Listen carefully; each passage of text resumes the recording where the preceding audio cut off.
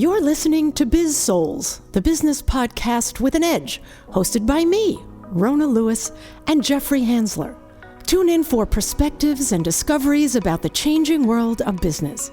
It's time to connect to the heart, soul, and humor of how business gets done. Hi, everyone. Welcome to Biz-Souls. I'm Rona Lewis. I'm Jeffrey Hansler, and we get to the heart and soul of business and the people that make it happen. And today we are speaking about critical thinking, sort of AI and leadership, which can be an oxymoron when you put them all together.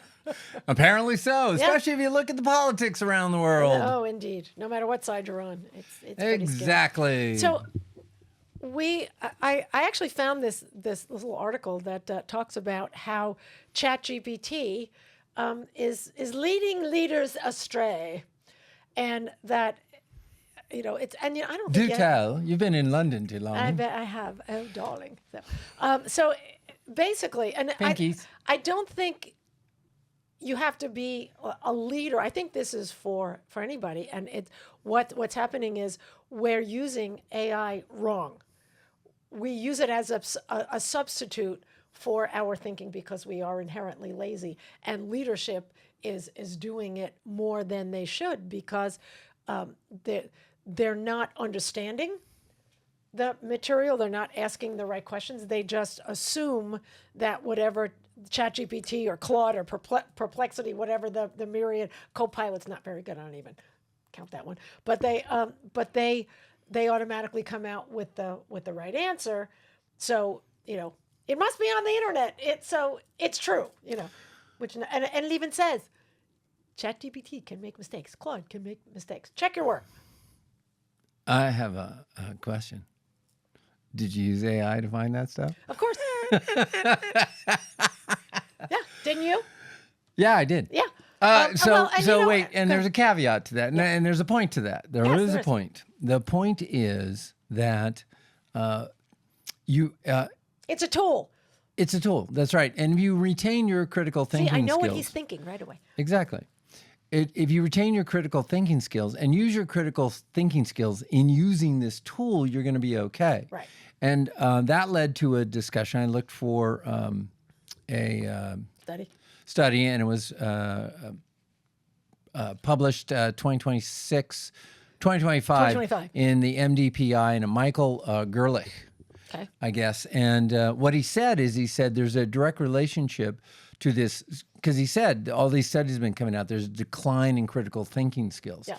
And so he did a study that said, okay, is intelligence a factor in this decline? Mm-hmm. And intelligence... No, it's confidence.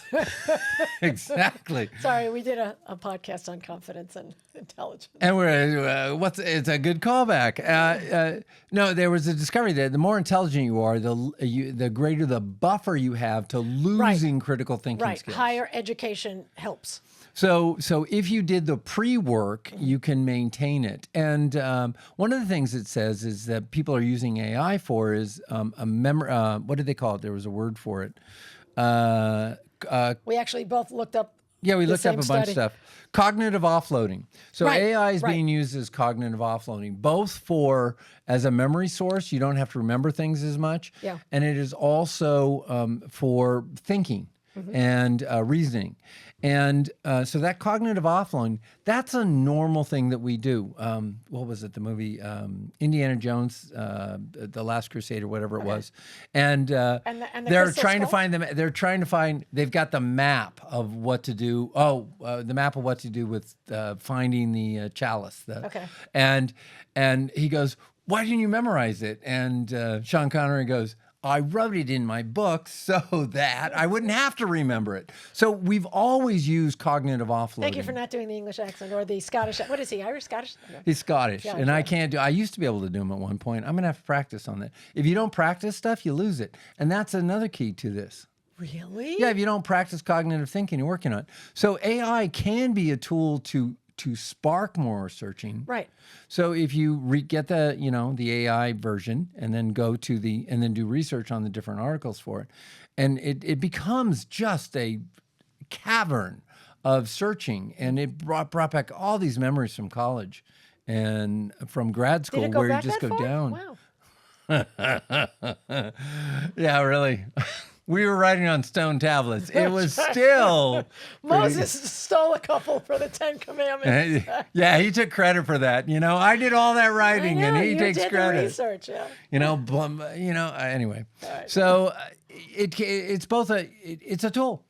Yeah, that's it. That same article said we've actually been doing this since before AI. GPS, we don't have to look on maps. We just rely. I mean, I don't know about you. I can't back up out of my driveway without GPS on, without Waze, and calculators. Right. We don't have to use it. We just, Right. And that's why people can't dial phones anymore. That's the rotary phones. They can't find the numbers, or read cursive writing. Exactly.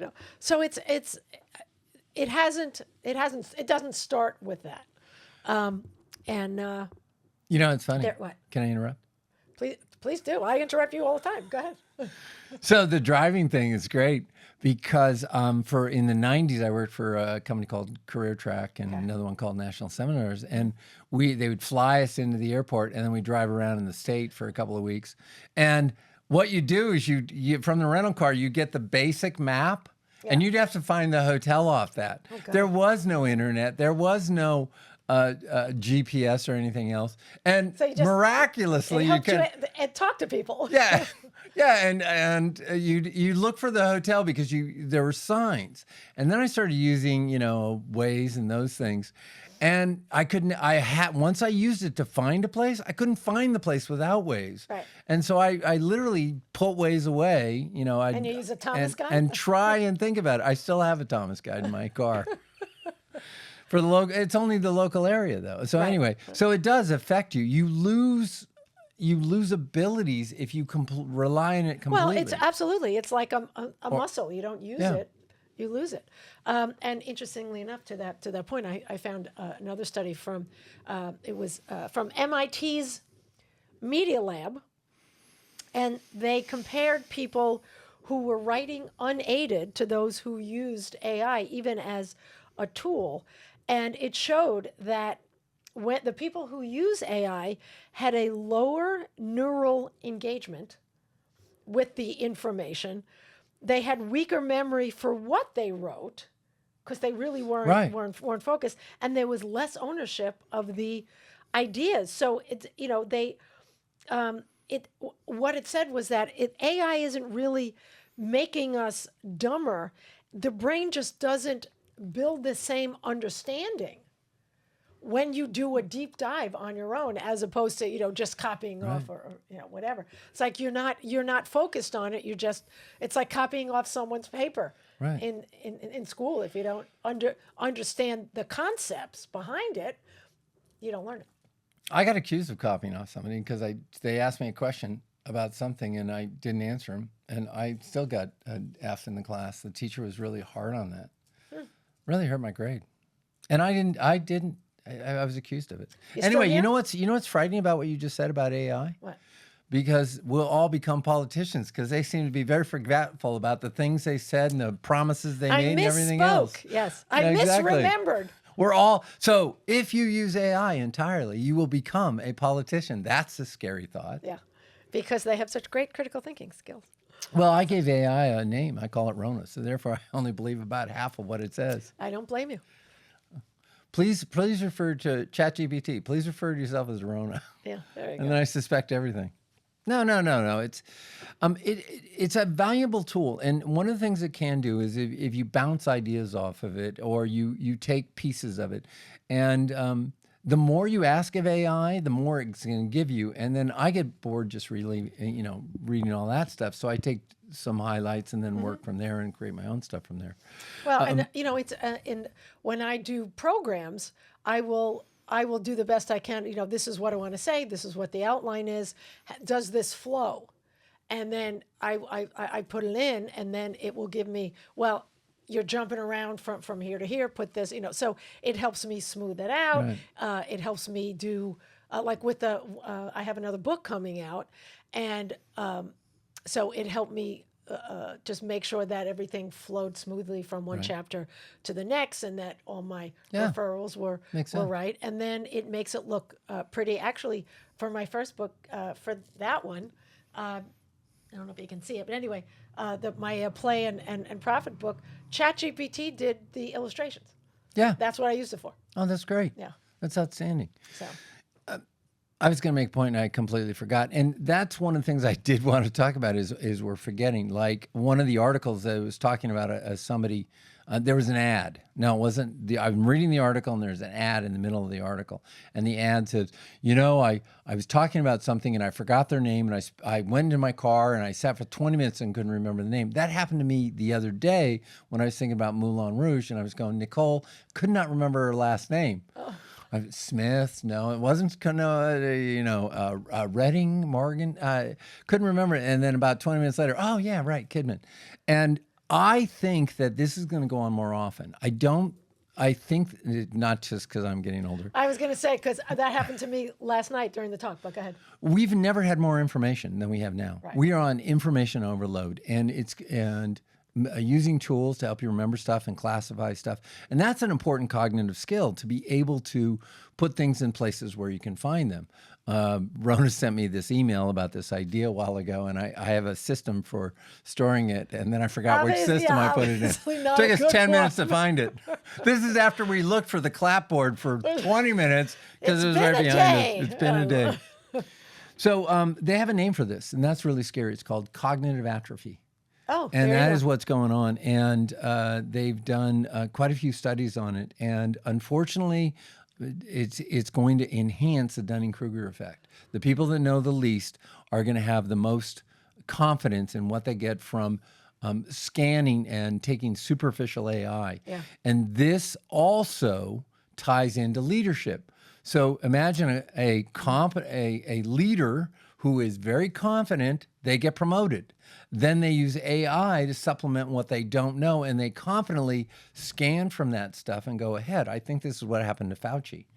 So to bring politics back into it. I mean, the guy or either that or it was just outright criminal behavior. I don't know what he did. It's just... Can we stay on topic now? Well, Mr. Politics? I'm thinking this invades all our lives in all areas. That's a good point. And this is going to affect us. And we're talking about leadership, whether it's political leadership or it's business leadership. Right. And it's all those things.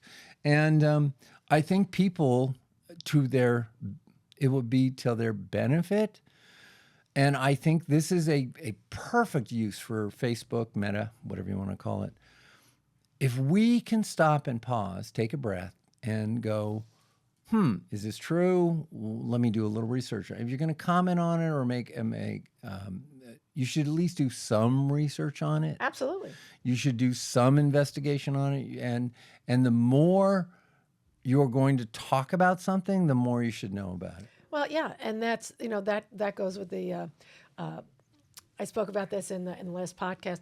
Last night, because we're doing a few podcasts in a row, I had a talk with a bunch of STEM young adults. They were like anywhere between 23 and 26, 27, something like that, about on speaking skills. And I forgot. I was talking about the movie with the woman. I can't remember it now. Who took the one drop of blood, and there was a whole. She went to Yale. See, none of us can. She went to Yale, of course. Anybody that drinks blood goes to Yale. She doesn't drink blood. She came up with the one Theranos. Elizabeth Holmes. Yeah, Elizabeth Holmes. And I couldn't remember Elizabeth Holmes, and I couldn't remember Theranos, either one. And I had to ask the audience because when I give speeches, I do a lot of it. Is it Theranos or Theranos? I don't care. It's not the point. So the point of it is that, we don't. I was tired, and B, sometimes we just forget. And right. I'm hoping that it wasn't AI because I wrote the talk myself, which is a little scary. And there was another point that I wanted to make, and I just forgot. I literally just forgot what it was. Well, here's the thing. And I forgot my point. No. Now, here's the thing. So one of the things, humans have a tendency to be lazy with things. So we do training all the time. We do programs and speeches. People come up, oh, that was a great point. I really like that. Or you're doing a training class, you're talking about emotional intelligence, or we're talking about storytelling. Mm-hmm. And we constantly say during it, you've got to take this stuff out and make it your own. You've got to work with it. You've got to, if you put this aside, and again, a gross generalization, you lose 80% in like 2 days or something. Right. I don't know where that, I haven't even done the research on that fact. We just make stuff up on this podcast. We really don't know. You lose a lot of the information you get if you don't work on it. Right. And you'll never master information if you don't work on it. And unfortunately, the reality is you might, it's something close between 2 and maybe 10%, if that, at the high end, 10%. Well, are the people that actually work it. And you're never going to become a master at it. And leaders should take the same kind of work approach. And the thing that works against everybody is the limit of time. I agree. And I'm going to add to that, if they just listen, it won't stick as much as if it's experiential. Yeah, absolutely. And we both do experiential workshops with, we make, I just use play. You do yours in another way. You had those STEM kiddies running all around. I had them they were up. They broke a sweat. They loved it. Yeah, they loved it. It was was super fun. Anyway, that's it. I think that's it. That's all. It was. It's just message. About. The bottom line is, don't depend on it. Use it when it makes sense, and especially leaders, especially if they want to be thought leaders, they have to have original thought. Correct. Because otherwise, talk about oxymorons. Exactly. It's crazy. And all right. Another expression: lead by example, by walking the walk. And so, you utilize AI, take it for what it's worth, and do the research to get deeper into it, and let your people know that that's your approach to it. Right. And it's a good companion tool. I agree. All right. That is it for us. If you have a different opinion, write it down below. Don't forget to hit that subscribe. It really, really helps the channel, and we can kind of use all the help we can get. We can. That's it for us. I'm Rona Lewis. I'm Jeffrey Hansler. And this has been Biz-Souls. We'll see you next time. Thank you. You've been listening to the Biz-Souls podcast with your hosts, Rona Lewis and Jeffrey Hansler. Did you have fun? Subscribe, rate, and leave a review. It's very much appreciated. Talk to you next week.